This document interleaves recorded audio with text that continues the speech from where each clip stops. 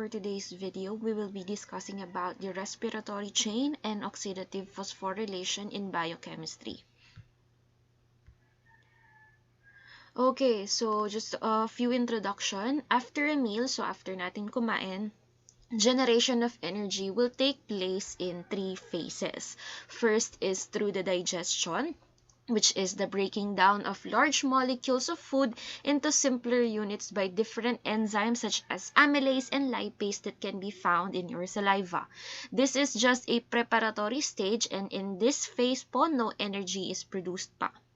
Second, degradation of numerous small molecules to simpler units.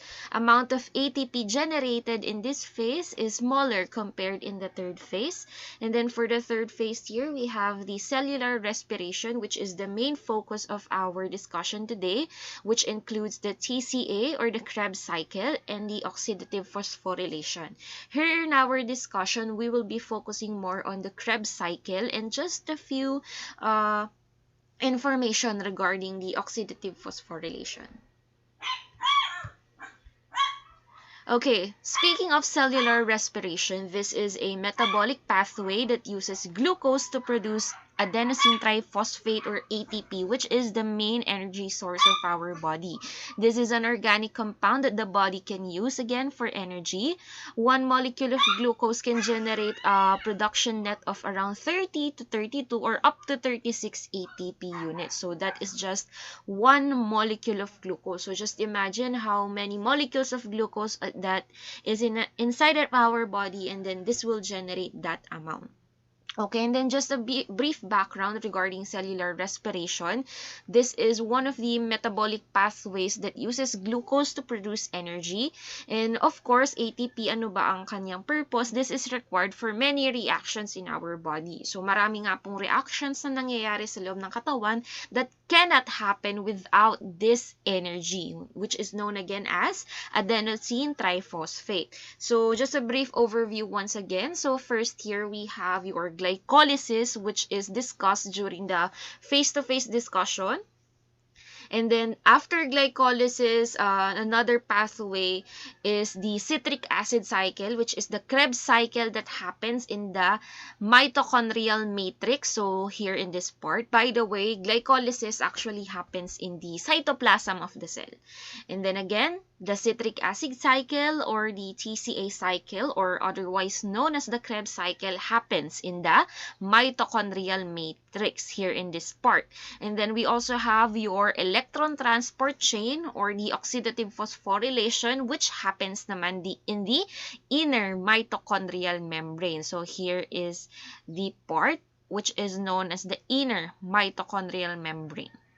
And then after these processes, we will now form a net of around 30 to 32 up to 36 ATP units per molecule of glucose.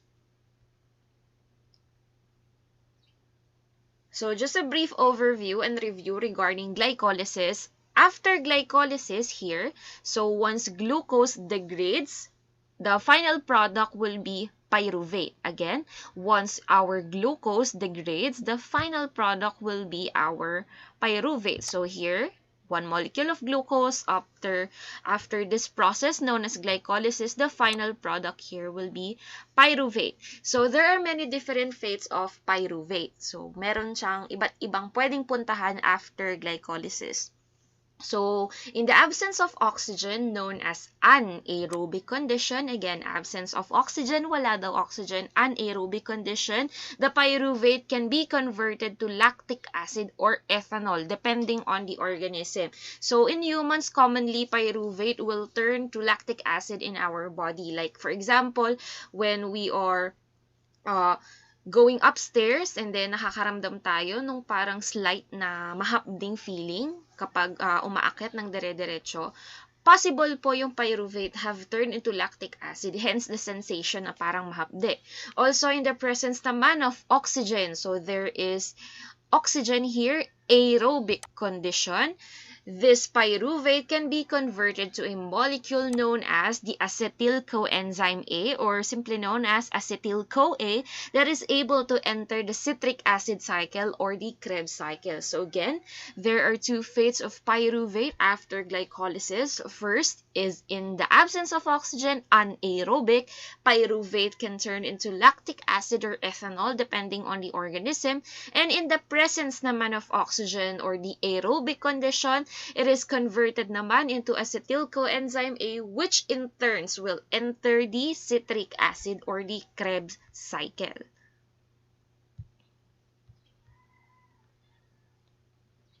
Okay, speaking of the Krebs cycle or the TCA cycle, this is a biochemical pathway used to generate energy through oxidation of acetyl coenzyme A.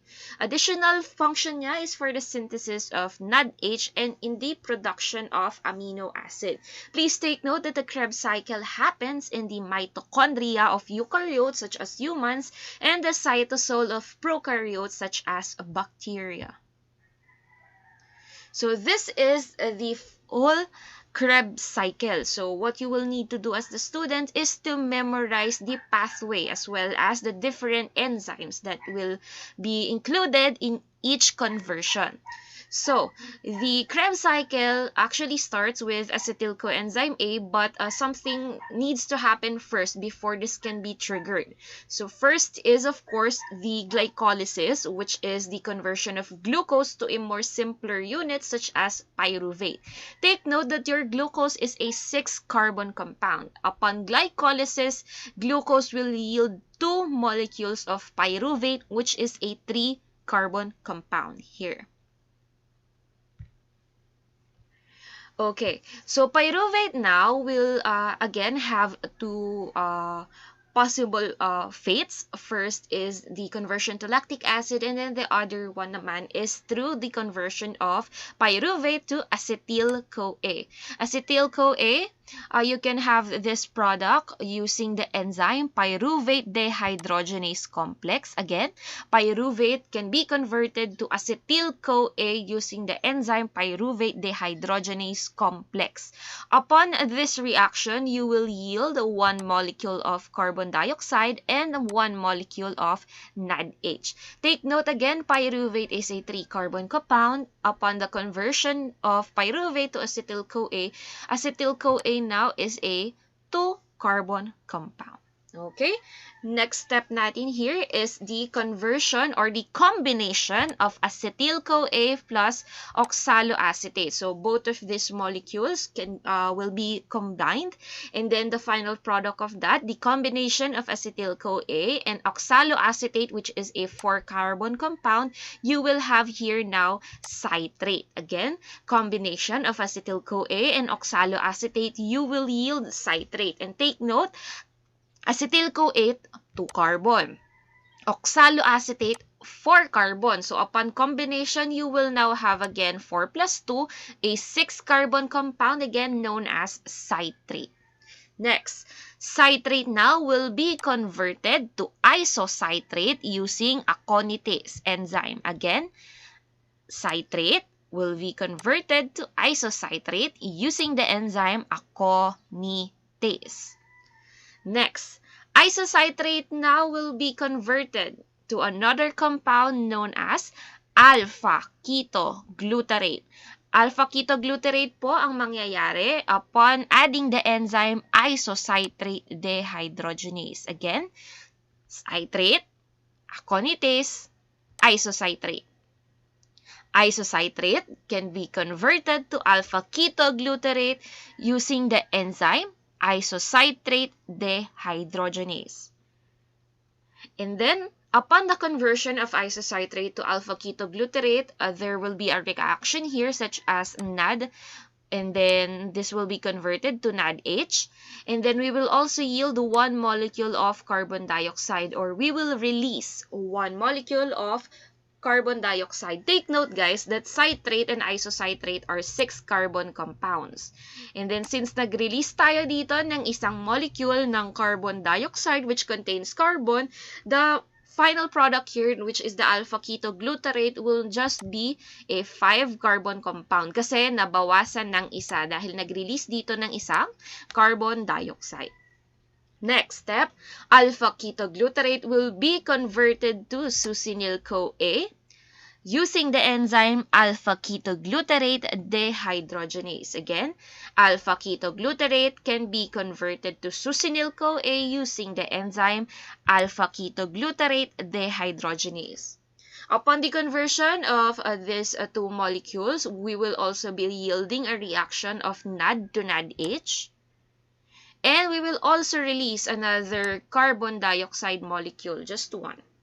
And since we will be releasing one carbon dioxide molecule here in this reaction, the 5-carbon compound alpha-ketoglutarate will be converted to the succinyl-CoA, which is a 4-carbon compound. Kasi nga po, in this reaction, we released one carbon dioxide. Next, the conversion of succinyl-CoA to succinate upon the addition of the enzyme succinyl-coenzyme A synthase. So here is the enzyme that is used to convert succinyl-CoA to just succinate. And then upon the reaction of these two, we will yield one molecule of GTP. Next, succinate can be converted naman to fumarate here using the enzyme succinate dehydrogenase. Upon the conversion of succinate to fumarate, we will yield one molecule of QH2, which is needed to have FADH2.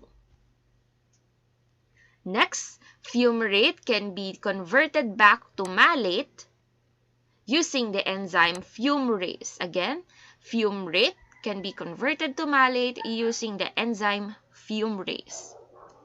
Next step, malate here can be converted back to oxaloacetate, which is used to be combined with acetyl-CoA. And then malate can be converted to oxaloacetate using the enzyme malate dehydrogenase. And then upon this reaction, the NAD here will also be converted again to NADH. And then the last step, the oxaloacetate will be combining with the acetyl-CoA using the enzyme citrate synthase. And then the Krebs cycle would just repeat and repeat.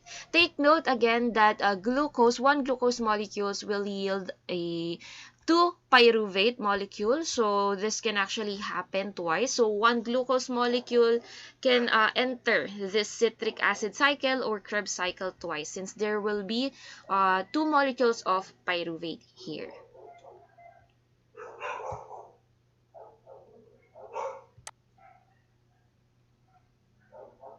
Okay, so what will be the result of the Krebs cycle? So after na mangyari itong Krebs cycle na ito, ano ba ang mangyayari? Or what will be the final product? So let's try to review the Krebs cycle again. First, glucose, upon having glycolysis, you will yield 2 molecules of pyruvate, which is a 3-carbon compound.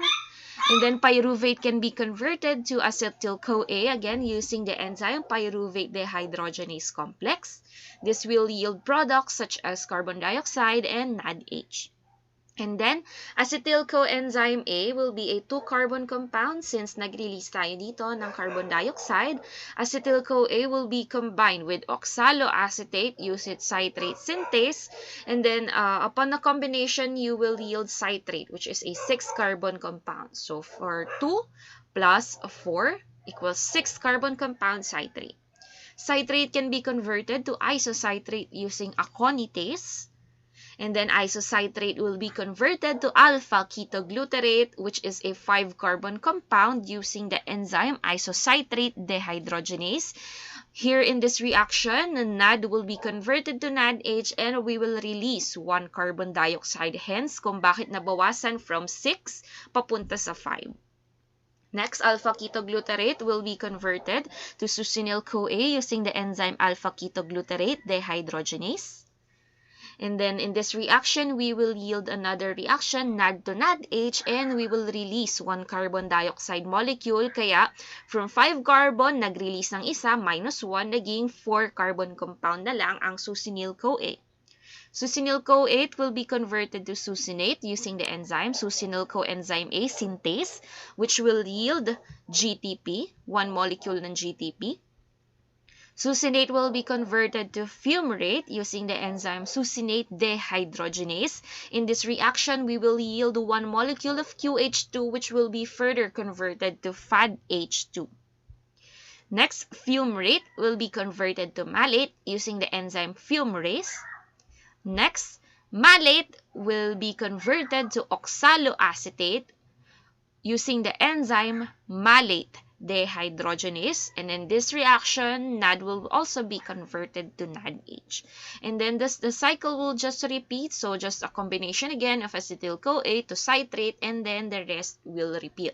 Again, take note that glycolysis will yield 2 pyruvate molecules, so after the end of this one glucose molecule that will enter the TCA cycle, you will yield the following.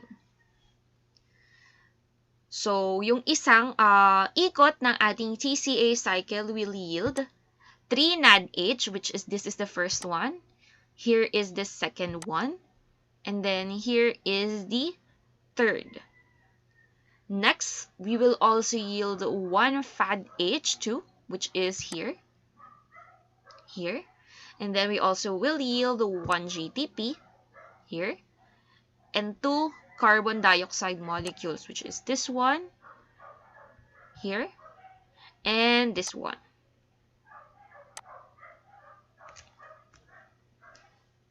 Okay. And since nga po na ang ating glycolysis will yield 2 pyruvate, so we just need to multiply this by 2. So 6 NADH, 2 FADH2, 2 GTP, and 4 carbon dioxide. So, times 2 lang naman kasi nga 2 pyruvate molecules ang nanggagaling sa isang molecule upon glycolysis. Okay, so just to summarize the yield of the citric acid cycle, again, each molecule of acetyl coenzyme A entering the citric acid cycle yields the following. Again, 2 carbon dioxide molecules, which is wala namang ATP na yield doon. 3 NADH, 1 FADH2, and 1 GTP. So, dito po sa tatlong to, manggagaling yung ATP. 1 NADH po is equals to 2.5 ATP. 1 FADH2 is equals to 1.5 ATP. And then, yung isang GTP is equals to 1 ATP generated. So, upon adding this, so since ito po yung pinaka product ng ating TCA cycle or the Krebs cycle, we can just multiply po para makuha yung pinaka-total ATP generated. So, for example, ang ating isang acetyl coenzyme A that will enter the citric acid cycle or Krebs cycle will yield 3 NADH. So, just multiply 3 times 2.5 kasi nga isa is equals to 2.5, you will yield 7.5 units of ATP. Second, isang FADH2. So, 1 times 1.5 is equals to 1.5 generated ATP units. And then, yung isang GTP is equals to 1 ATP. So, 1 times 1 is 1. And then, just add all of this, 7.5 plus 1.5 plus 1. You will yield a total of 10 ATP units per molecule of acetyl-CoA that will enter the citric acid or the Krebs cycle. Okay, so we are done with the Krebs cycle. So again, you will need to memorize the reactions as well as the enzymes that is needed for each reaction. So again, review tayo. Again, glycolysis here.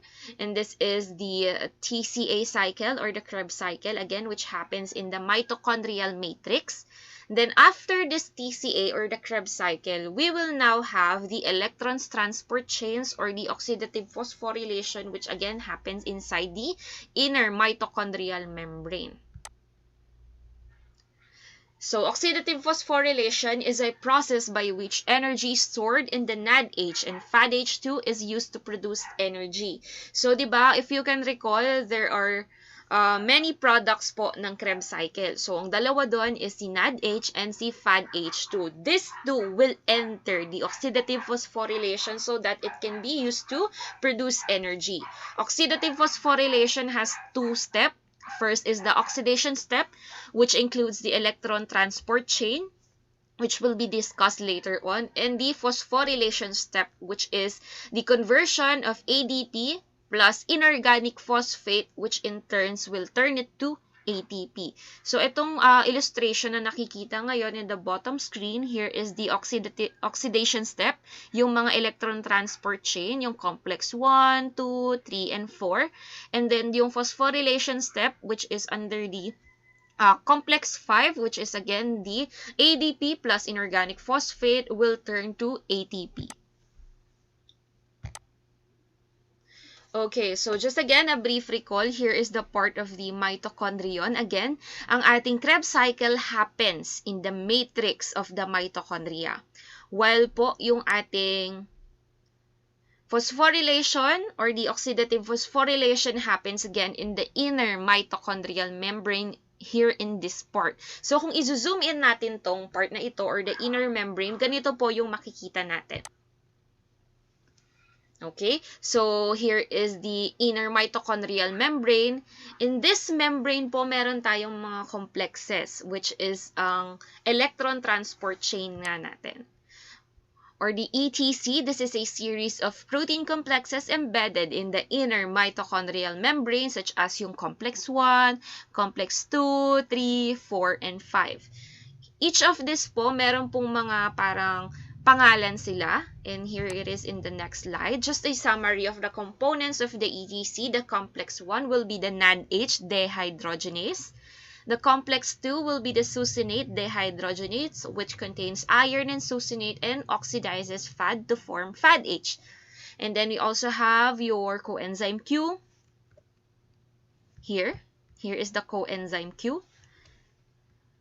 And then you also have your complex 3 or the cytochrome B, which contains a heme group.